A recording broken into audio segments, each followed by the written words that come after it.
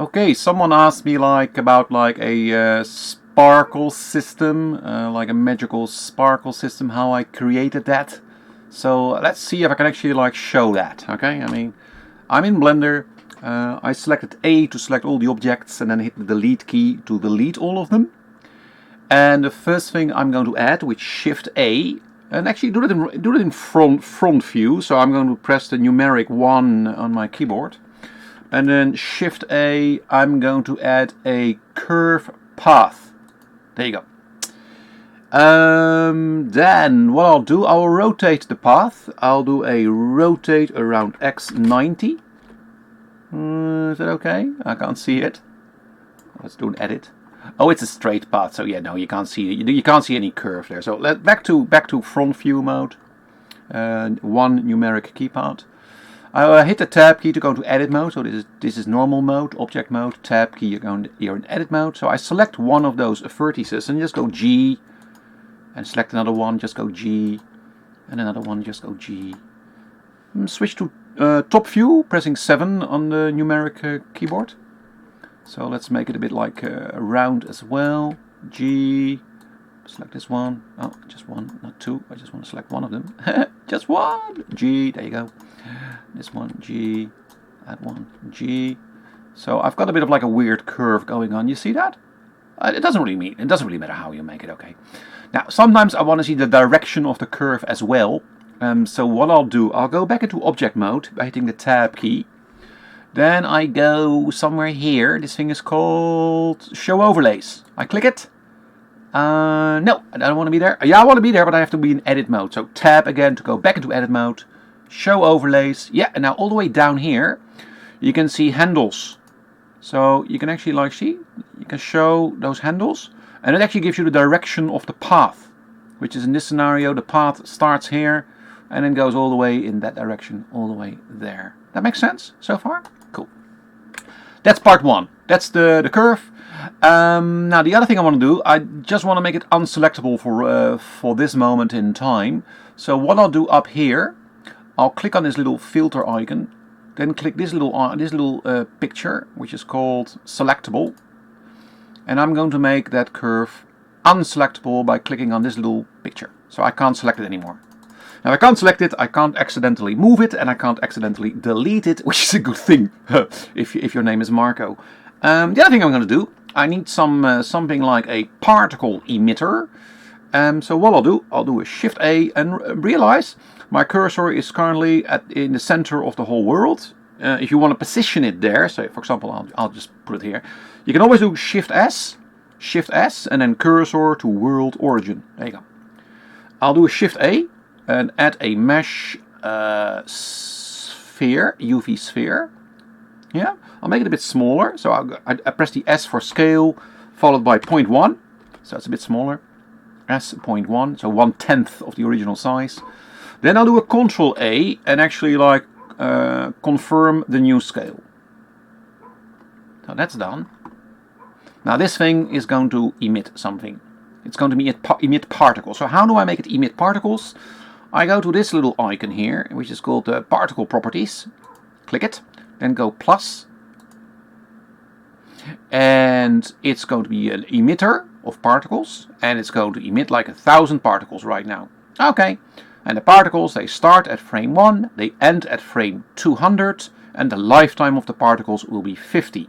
In other words, if I now if I go with my cursor down here in the timeline, I'll make this a little bit bigger. So in the timeline, I press the space bar.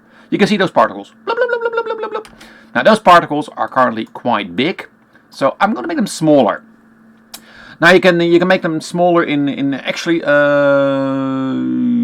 not right now. What I'll do first of all, if you render this, you won't actually see any particles, because those particles right now are called halos. What are halos? Well, if I go down here somewhere into, I think maybe the physics, not entirely sure where it sits. Okay, no, not the physics.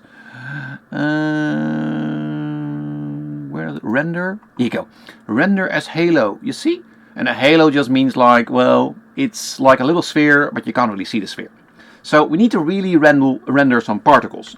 So back into front view with 1 on a numeric keypad. I'm going to do a Shift A, and I'm going to add another mesh UV sphere. Move it up, GZ or GZ, move it up a little bit. I'm going to make it smaller, so scale 0.01, really small. So scale S 0.01, so 1/100th of the original size. Do a Ctrl A and immediately confirm that scale. Then press the dot on your numeric keypad to zoom in. So that's your sphere. I'm going to give it a color. Okay. So clicking on this little icon here, which is called the material properties. Clickety click. Go new. Come on. I'm pretty sure I click new. There we go. Double clicking on material. I'll just go with I'll just call this one particle. I can't type. Particle underscore red. Hit enter. Particle underscore red. I'm going to make it red here. Base color. Clickety click. And select some red color. There you go. Now you don't see it because I'm in the wrong view. I'm in solid view. I want to be in. You want to be in at least viewport shading. I can't even pronounce it properly. So you can actually see the red color. I'm also going to make it like shaded smooth. So I'm going to click on the sphere to select it, and right click and select shade smooth. Looks a little bit better. Then back to front view, 1 on a numeric keypad.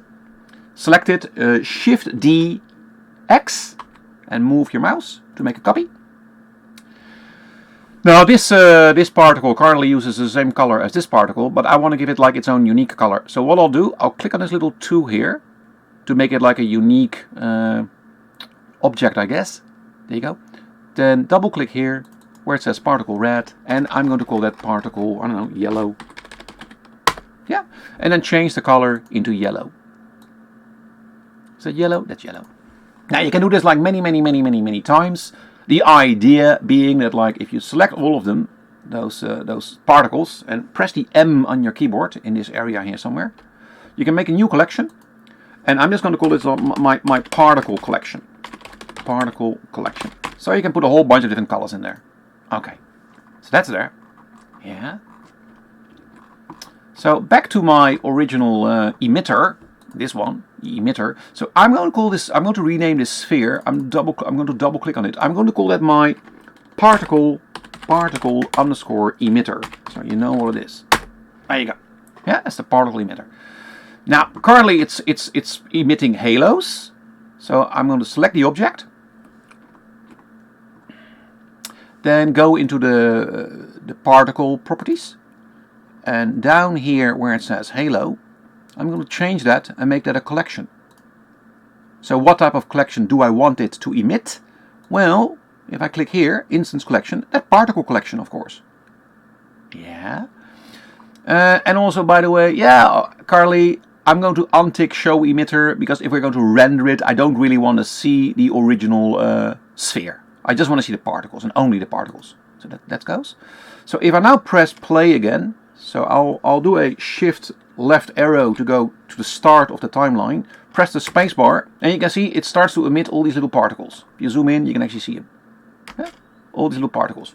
I'll do an Alt A, so you can actually see the different colors. This one is yellow, this one is red, yeah, this one is yellow, this one is red. So you've got the particles up and running.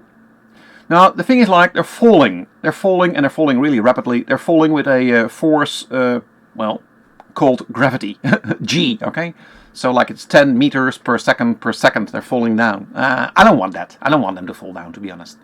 So what I want to turn off the gravity for the particles. So selecting my emitter, particle emitter, I'll go back down into my particle properties, scroll all the way down, until you see something called, I don't know, what is it called? It's one of these things here. I'm just going to open them. I can't remember all of that stuff. Okay, I'm just going to open them.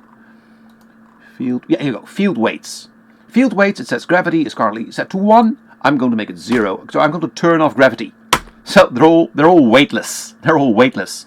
And if I now go back to the start of the timeline, so shift left arrow and then hit the spacebar, you can see they're emitted, but all radially.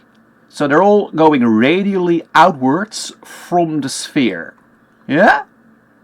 Now what I'll do, currently I think those particles are a little bit too small. A little bit too small. So I'm going to make them bigger. Now you can increase the scale of your original particles, or I'll just go up a little, down the timeline a little bit. I want to see some particles. Or you go into your particle emitter properties, and you find that thing called, where is it? Here you go, scale. Scale. So if I increase this, you see, it increases the scale of all those particles. This one. Scale. So I'm going to make it like 2. I'm going to set the scale to 2. So shift left arrow key, press the space bar, and we've got all these particles. Now the only thing is like the particles aren't really moving, because I want to make this magic wand feeling. So what I want this whole particle emitter to follow that curve. That's the idea. So what you do, you want to add a so-called follow path constraint to this emitter. So with the emitter selected, you then go to this little icon here. It says object constraint properties. Add an object constraint, and you want to add a follow the path constraint. Now, of course, you need to select the path. So what's the path? The path is, well, I only have one. It's called the NURBS path. Look at this. Now it's there. If I now go to the start of the timeline, and I start to, for example, hit the spacebar, you can see like, oh, it looks like it's not really moving as yet. But it's emitting, and it's definitely sitting in the right location. So shift left arrow again. What if I move this offset here? Look at this. Now it starts to move. Yeah, now it starts to move. So what I can do, the offset starts at 0. I can actually create a key for this. So how do I create a key? Just be with your mouse on this field, offset, and press the I key. You can see it turns yellow, and you can see a little dot here. On the timeline, it means there's now a keyframe in place. So let's go to frame 250. So I'm going all the way to frame 250. I'm going to set the offset to like where it's like currently at the end of that path, which is roughly here, 100, minus 100. So I'm going to type in minus 100. And again, I'm going to press the I key. So I've got one here, I've got one there. Now, currently what you will see if I play this, again I will do a shift left arrow key and press the spacebar. It starts slow, then it's speeding up a little bit, and then it's slowing down towards the end. Yeah. So if you don't like that, I don't like it to be honest. You want to make sure that both of your keyframes are selected here. You then right click and you go interpolation mode and you make it linear. So it's got a linear speed. It starts at the same speed. It ends at the same speed. So there's no slowing down. There's no acceleration going on. And you can see like there's a bit of a particle system, a bit of a magic wand happening there. Now the only other thing you can change, if you don't like this, you can start to play with all the properties of the particles. So for example, the lifetime, maybe we want to increase the lifetime. Set it to 100. Now if I hit play again, look at this. So the particles are going way more outwards and the whole screen fills. You don't want that. So I want it to be a little bit less, to be honest. So the lifetime, I'll make it like maybe 40. Let's try that, okay? Hit play. You see, that looks a little bit better already. Now, next thing I'm going to do, I'm going to make those particles smaller again. Because I did make them a little bit bigger at some stage. So I'll make the scale, I'll set it to 1. So the normal scale. Actually, I'll make it really small. I'll make it 0.5. Half of the scale. And I increase the number of particles to maybe 5,000. Yeah, 5,000. There you go. Hit play. Look at this. Whee! You've got a bit of a magic wand happening. Whee!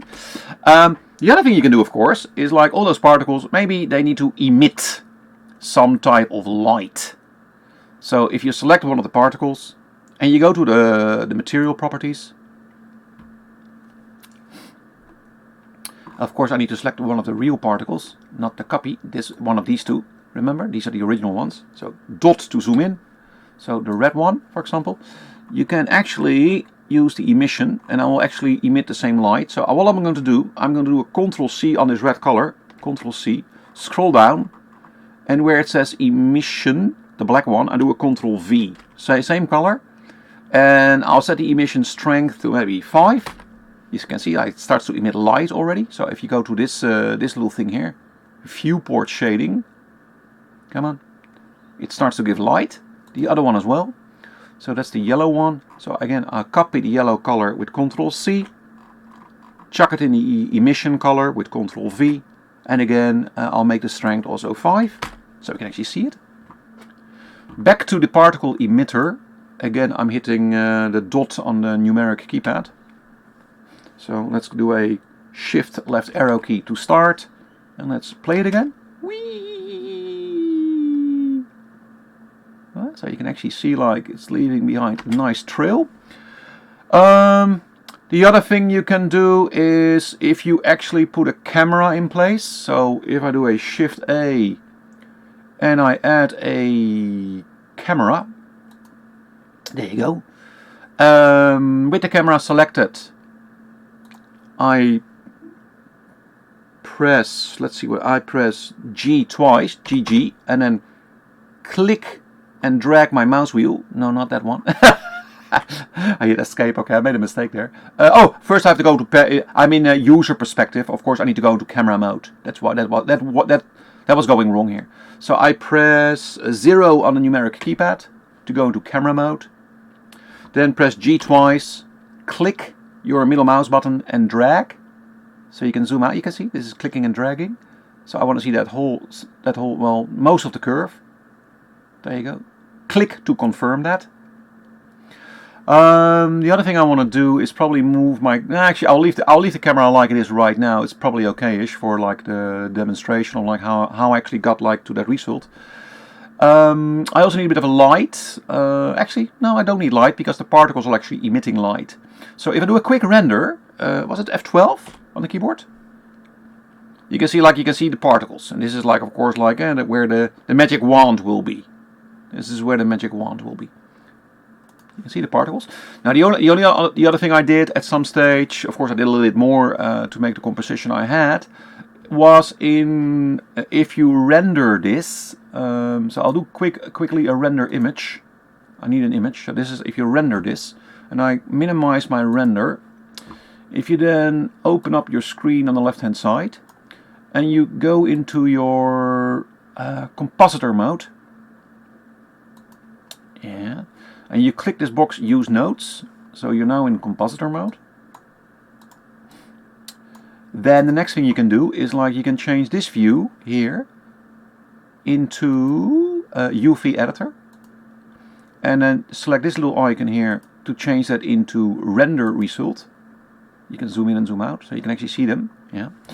And the other thing you do is in the compositor, you click somewhere, Shift A, and do a search for glare. A glare node. Chuck it in there. So click in the middle. And you can see bang, there you've got your little glare, I don't know, what do you call them? Stripes? The only thing I changed the number of streaks from 4 to 6 because it felt more like a little star. Give it some time. There you go. So that's how I got like that sparkling effect of like a magic wand. And you can see like here I only changed it for I think for the yellow ones. The red ones, something goes wrong there with a red little sphere. So what went wrong there? Let's go back to 3D viewport. Let's go to my red sphere here. The base color is red. That's fine. The emission is red, the emission strength is 5, and for sphere 2 it's yellow and 5. Interesting. That should have worked for both, of course. What I'll do for the red one, I'll make the emission strength a little bit higher. Let's see if we can fix that, 25. It's got to do something with that threshold, I think. So what I'll do now, I'll bring it back to 5. I'll bring this one back to 5 as it was. I'm going to decrease the threshold to 0.2 here in the compositor. I'll go quickly back to my UV editor. Here we go. See? So that was the issue, my threshold. If you set the threshold too high, then it will work for some colors, but it won't work for other colors. Isn't that interesting? So anyway, I'll make it 0.2. And you get like the magic fairy dust for all the particles. So hopefully that answered some of your questions. And And the next thing, of course, like you can animate like the magic wand going around and all that stuff. But I didn't get to do that. I mean, for me the focus was basically on like how to get this thing working. So have fun with this. Magic sparkles. Bye bye. Marco signing off. Bye bye.